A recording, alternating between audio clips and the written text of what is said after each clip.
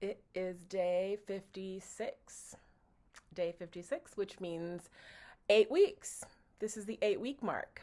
I am 8 weeks into the Orbera 6 month balloon, or really more specifically, I am eight for 8 weeks. The Orbera 6 month balloon has been in me. That's 2 months. I'm gonna call that 2 months. Sorry, there's something on my screen here. 2 months, and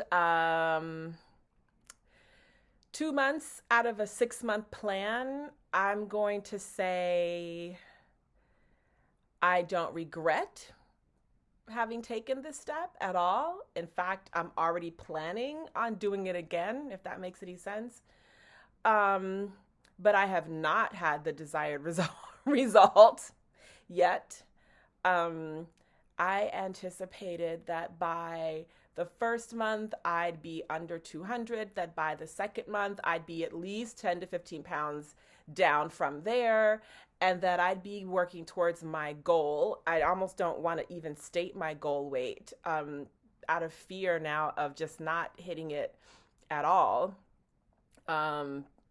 which is really scary. Um, I started at 225 pounds. Um, I got down to 208 pounds. I'm gonna say, I was about to say a few days ago, but I think it was like last week. So maybe like a week ago. But really, only for one day. I think in general, I was hovering around 210 ish, for a while. So I initially, for weeks and weeks and weeks in the beginning of right after having the balloon, was hovering at 218 pounds. Okay, so the cat just has to be here. Not right now, thank you. Not right now, please. Um, Hovered at 218 pounds, which was. Just because I'm doing this, the cat wants to say hello and be on camera, I guess. He came literally out of the living room to come in here and do this while I'm talking in bed. Um, and he won't go away. Okay. All right. So we're going to do this with the cat.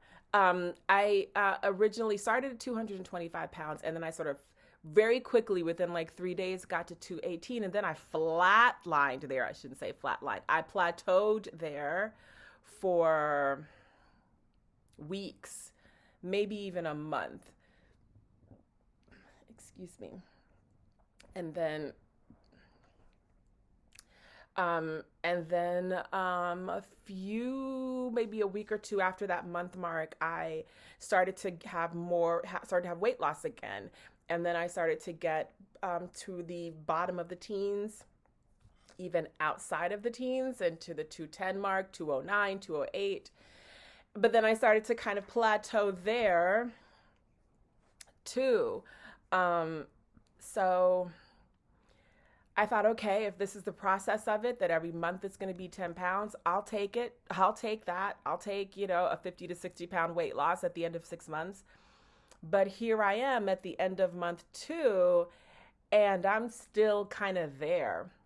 So today I weighed myself and I clocked in at 211 pounds. I weighed in at 211 pounds. I actually weigh myself on two scales now, because I was weighing myself on a scale in my bedroom, and then I was using this other scale, that my mom had given me for Christmas one year, and I'd never used it because I was like, oh, I just like, what is this gift? What is this? Also, it's a scale that talks, and I was just like, okay, it's already like enough of a hint to give somebody a scale for as a gift, but then a scale that talks, I was like, I don't want to hear the number out loud. It's bad enough I have to see the number with my eyes. I don't want to have to like take it in with all of my other senses as well, with any other senses. So I didn't use the scale for a long time. Then when I finally decided to use it, I thought it had a different function. It turned out it didn't. I started using it because I thought, oh, I think maybe it also measures fat. It doesn't measure fats, but by then I already had the scale up and running. So now I have a scale that actually shouts out my embarrassing weight. But I have to get on both of them, because the one in my bedroom, it stopped being accurate. And I only realized it one day because My weight had gone up. I'll talk about that in a minute.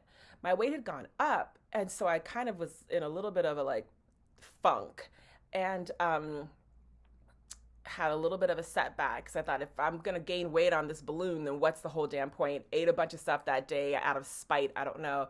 And my weight had really gone up, and so I expected it to go up more because I'd sort of pigged out that day. The next day, I got on the scale in the morning, and it was so as I had started gaining weight, I got to like 216 even. I mean, it went high. But again, I was measuring on the bedroom scale. It got to 216. Then I kind of pigged out the day I saw 216. The next day, after pigging out, after being 216 pounds, I got on the scale and it said 203, which of course makes no sense.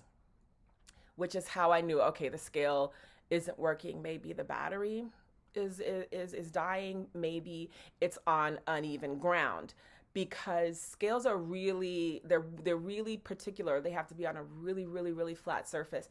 And I realized when I stepped on it that there always was like a little jiggle. So I think there is some little weird dip in the floor in my bedroom right there that I don't notice, but the scale picks up. So I moved the scale to another room where the other scale is. Now the scales are side by side. It's kind of crazy. Like it's very clearly the home of someone who's on a weight loss thing, or who's obsessed with their weight. So now I get on both scales, and now they do match. So I know that it really was the floor and not the battery. So I weighed today on both, and they both said like a 211.2. So I'm calling that 211. So from the starting point of 225, that means I've only lost 13 pounds. If I counted what I lost and gained, it'd be a different number, because I got down to 208. Then that started climbing back up. When it climbed back up to like 211, 212, I was like, okay, we're in the range. We're still trending downward. When one day I saw it hit 215, then 216, I kind of went in shock and anger. It actually was a really weird time too, because I was sick. And so I wasn't even eating that much. But what I'm noticing is that when I don't eat a lot, I actually gain or stay on a plateau. I do better when I eat a little bit more. Obviously, portion size matters. Obviously, what I'm eating matters. The calorie count matters. And then obviously, whatever deficit I'm able to create at all during the day is helpful. So however much movement I'm getting during the day, if I'm lifting weights or if I'm doing any kind of exercise that can help chip away at the total calories that I've taken in, that makes a difference. I think being sick and laying in bed for like 4 or 5 days straight kind of helped me. It seems like it helped the process of my gaining. It also could be that I really was eating more than I thought I was. I'm going to be really honest. I don't keep a regular eating journal. I find that I'm not, unless you are extremely precise and enter every single thing all the time in the exact amounts, it becomes not precise and therefore inaccurate, and therefore I lose faith in it, and therefore I do it less and less and less, right? So like there's like a diminishing, point to it. Like I'll begin and be like gung ho, like yes, it makes sense, and then I'll just, as it goes, like this doesn't. If it's garbage in, then it's garbage out, right? That old like IT rule. If the data you put in isn't really great, then the report you're getting back is rather useless. And so that's how I felt about that report. I'm not about calorie trackers. I'm not great about entering everything. And even when I'm eating very little, and I think I've mentioned this before, it's very easy to enter that stuff if you're using brands and you can quickly scan something. It's very different if you're eating like a spoon, a half a cup of something that you made. You don't know how much, I don't know exactly how much olive oil I put in. I don't know exactly how much of tomato sauce was in this. Like, it becomes inaccurate. And then I just sort of lose faith and stop doing it. So not a lot of weight loss. But do I regret this 2 months in? The answer is a resounding no. A resounding no. Could I have lost 13 pounds on my own without the balloon? 100%. 100%. Did I need to go vegan to lose 13 pounds? No, of course not. What I've gained from this is more than the weight that I haven't lost, if that sentence makes sense. Really, really tuning into what my body is telling me. And it sounds like such a cliche, but it's true. It's so true. Tuning into what my body is asking for has made a huge, it's just been a really, it's a huge impact for me because it's a wealth of information that I wasn't paying attention to before. Excuse me. I ate a little bit today, and so I'm a little bit gassy. Burpee gas. Just that's it. I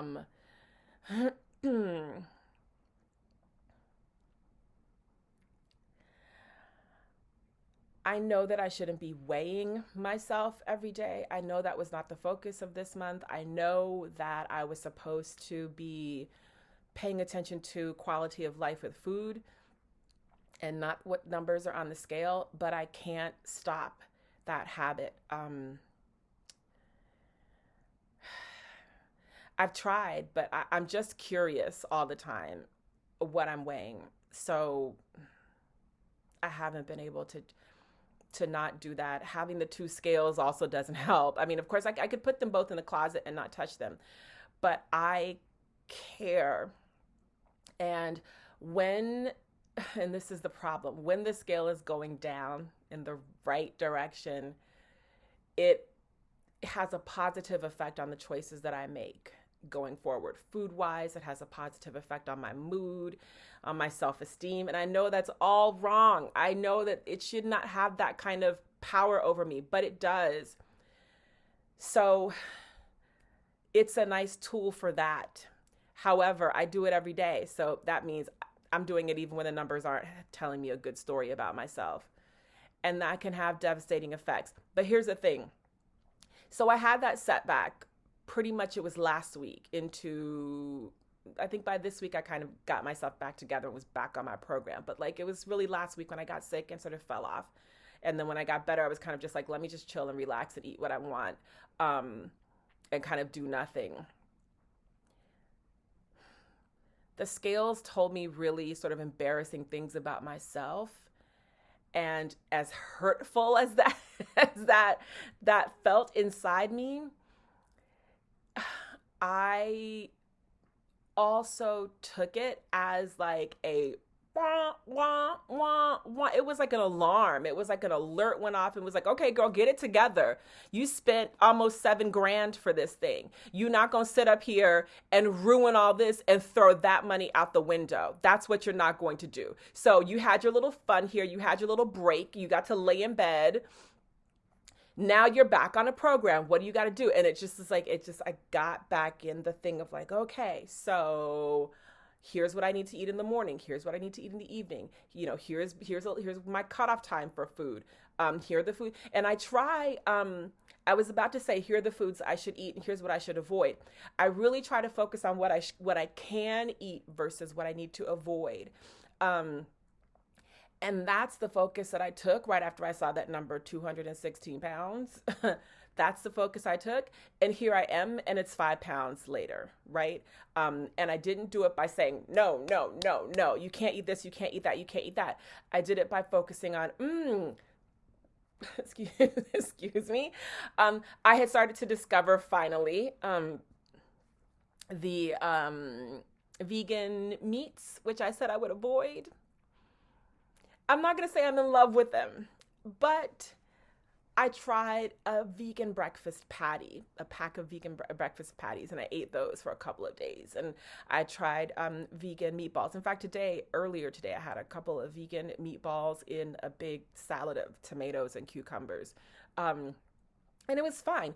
They weren't the tastiest thing ever. If I could say something as a side note, I wish that the people making these fake meats would focus. I mean, they're doing a great job focusing on the texture. That's wonderful. But I wish now they would take that same focus and put it on the flavor, because it's like it's like all about the texture, that it feels like meat, but there's almost like no taste to some of these products that I'm trying. you're just chewing on something. And I'm going, there's like, give me something, chop in some olives or some capers or I don't know, some roasted something. Give me some kind of something flavor on there. There's nothing. But I'm adding them. I'm seeing the amount of protein that they have in them and that I need that protein. And so I'm adding that back. I was a not breakfast eater before, and now I know I have to eat breakfast. I make better choices when I eat breakfast. I feel a little bit differently when I eat breakfast, and I'm more likely to do more exercise if I have eaten breakfast. It's just weird. So that's what I wanted to say about the scales, the upside maybe of this compulsive daily weigh-in that I'm doing, which my nutritionist said is not healthy. And I'm not disagreeing with the nutritionist. I do think that it's not healthy to weigh myself every day. I do wish I could stop doing it. But if I'm not gonna work on stopping doing it, if I'm gonna keep doing it, then I might as well find a positive out of it. And so I'm using that as like a springboard to be like, okay, so you're gonna step on here and you're gonna get the number. And then so what's your action plan when you get the number, right? Not just falling into a hole or being like, but here's the other thing I want to say about what the scales have taught me that affects what I'm doing here with this camera and with these recordings. So when I got on that scale, it really was more than one day. At least 2 days when I saw the 215 and when I saw the 216 weight. And I said, oh my God, I'm going right back to the first plateau I had. I'm about to go back to 218 pounds, which is the weight loss I achieved on day 3 of the balloon and the weight loss that I stayed at for over a month that I was so frustrated with. I'm about to go right back there after having gone all the way down 10 more pounds to 208. And of course, having wanted to be under 200 pounds by this point. I became ashamed because part of recording these little notes about my progress every day was accountability, as well as a way to look back and see how and what I did if I want to do this again, or just how to understand what this process was and also is in the moment, how I can process this information for myself in the moment as all this is happening. But seeing that number was such a shock to me and so embarrassing that I didn't want to say anything. I didn't want to say anything again until the number was down. So I didn't record that day, and I didn't record the next day, and I really rethought how I wanted to do this. I had originally said I'm going to record every day, but if I see that if as I now see that this journey is going to be an up and down like that, maybe for me, of course the cat is back again. If it's going to be an up and down journey like that for me, do I need to come on here and have days where I'm about to cry on this and spend, 20 seconds talking about how embarrassed I am about the situation and how ashamed I am of myself?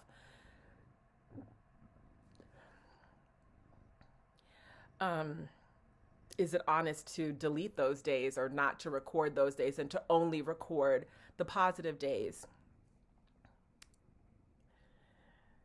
What's the point of putting this on a platform like YouTube, right? I could have done these recordings for myself and just kept them, in my own file, but I'm putting them on YouTube, which is a social media platform. That means it's all about sharing with other people. That means I am doing this to be in conversation with others. Do I want to have that conversation about how I failed? Do I want to have the conversation about how I feel about myself in that failure? Do I want to invite or leave myself open to other people commenting, possibly unkindly, about myself, my character, um, about my actions in this journey. Um, just a lot of questions came up. Those are just a few. Um, so I started kind of looking at some of the old videos and I realized there's a ton of them. 50 plus days in, that's a lot of videos. There's a lot of material. So maybe I need to rethink how I am, quote, publishing this thing. The log is for me, but publicizing it in a forum like this was for sharing and for the next person who's looking into this tool, looking to do a balloon, whether it's this particular brand balloon or it's a different balloon, and wants to see maybe someone in their demographic, or just wants to see someone who's given a really detailed account of their journey with it, or for whatever reason is looking to hear personal stories. Do they need to see, I don't even know what the number is. Do I need 6 months, 6 months, let's say 30 days, a month, let's just call it that even. So do they need to look at 180 videos from one person? Am I going to look back at 180 videos? Probably not. So maybe, and that was my big realization this week too, after the debacle on the scales and the shame, and sort of re-looking at what the process has been so far for me. Maybe once a week is a better cadence for these videos. So I got the balloon in on a Saturday, so maybe Saturday will be my recording day. Today is a Saturday. It is the 8th Saturday since the balloon was inserted, so maybe I will turn these into weekly updates. Maybe I'll do one video that's a weekly update, or maybe I'll do daily 30-second videos that I just mash together if I can work out some editing skills, and publish those with some commentary every Saturday. The reason for that is, again, for the viewer, whether it's someone I don't know or whether it's me looking back at this at the end, that it's a digestible way to take in all of this information. Number two, that I want this to be honest, but I also want it to be safe, and perhaps for those times when there is less progress or anti-progress, which means failure, that there is enough of a time span before that recording is published, that there is some ability to have some perspective also with it. Right now, I'm just going day to day, and it's really like a diary. And I've looked back, and some of those videos are just ugly. They're just raw and ugly. And also, that's also another one. Visually, I was like, oh my God, I look terrible in these. I look terrible in these recordings.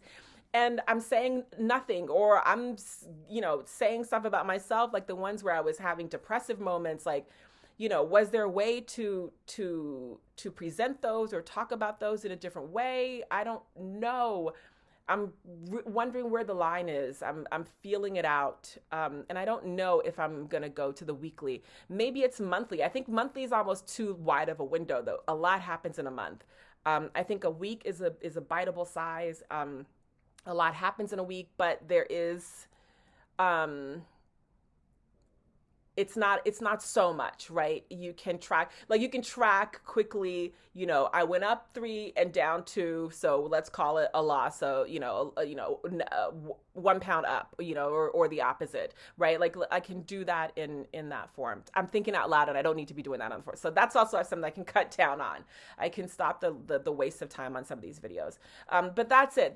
Day 56 is me, coming to terms with, things not going to plan. First, not going to plan was, the first month where I wasn't really losing much weight. And the second time now where I'm having to understand how to deal with things not going to plan is when I actually gained weight and had to really actively work on losing that weight. Also, day 56 is me realizing how I want to present this to the world. but I want to end on a good note. So let me say this. It's 211 pounds. I would like to be less. I would like to physically weigh less right now. But I feel good. I look good, I think.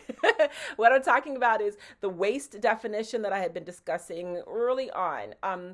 I feel it again. Like I feel my waist is tighter. I feel the love handles gone. Like I feel there's a little bit, well, because I'm sitting now, so maybe that's different. But that the shape that I'm wanting, it's happening.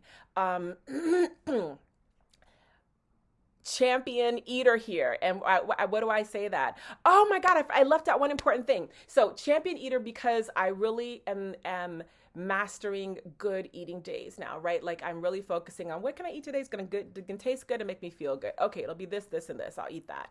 I'm finally getting used to portions. And as I get used to portions, the natural fullness is happening even sooner. So I don't have to think as much about the portions because my body is getting used to the small portion size. And so the balloon is already telling me like, okay, good. Before I would eat and I wouldn't feel full immediately, but then like an hour later, or even earlier, like a half hour later, I'd feel like I'd eaten Thanksgiving dinner. Like I'd feel like I'd gorged. Now it's like, I take a few bites, take a few more bites. And usually then I start to be like, oh, I'm close to done. You know what I mean? Like, it's just like, it's slowly that rhythm is coming. I guess I'm a slow bloomer, a late bloomer. I guess that's my situation. Some people, this happens, in the first 2 weeks. For me, it's the first 2 months that's happening. But here's the big good thing. And I'm going to leave on this note.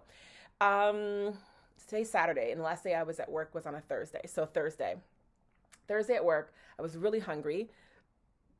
I had not ordered lunch. Excuse me. I had not ordered lunch. And I ran into the kitchen to get a salad. There were no salads without any kind of fish or meat in them. So I was like, uh-oh. I usually need to avoid those. I grabbed the chicken, but I was starving. So I grabbed the chicken salad and I thought, I'll just take the chicken. It had roasted chicken on top of it. So I took all the pieces of chicken off. Put some olive oil, put some, squeeze a lemon on it, and went to my desk, salt and pepper, went to my desk, and I ate it. As I was eating it, I realized, oh my gosh, I didn't get all the pieces of meat out. Like I've just eaten a piece of meat. Take anything else I could see, take it out. I ate more of the salad, and then I ate another piece. That had meat in it. I know that was a piece of chicken. I prepared for a terrible night. I didn't have a terrible night. I didn't have a terrible night. I didn't have gas. I didn't have anything. Like, I didn't get bloated. I didn't have gas. I didn't have pain. I think I did take my heartburn medication that morning, but I think I forgot to take it the night after, that night. And then the day after, like yesterday, I think I forgot the whole day. I actually don't think I took any heartburn medication yesterday. No issue. No problem. Now, it wasn't a ton. I had maybe two bites of chicken, 2 little pieces that were left in the salad that I didn't get. But that amount before caused a nuclear reaction in my stomach. This time, nothing.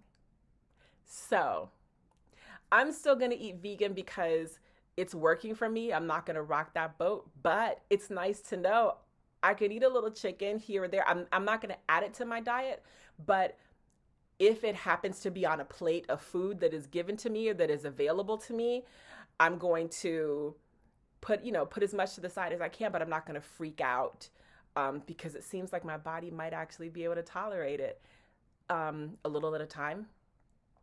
So that's good news. For me, that's good news because I actually was becoming afraid of animal protein. So that is a positive up. And that's it. I feel good. It's 8 weeks in. I feel good. Not as thin as I wanted to be right now, but I feel good about me and I feel good about the process. And so hopefully in another month, maybe then I'll be under 200 pounds. Fingers crossed.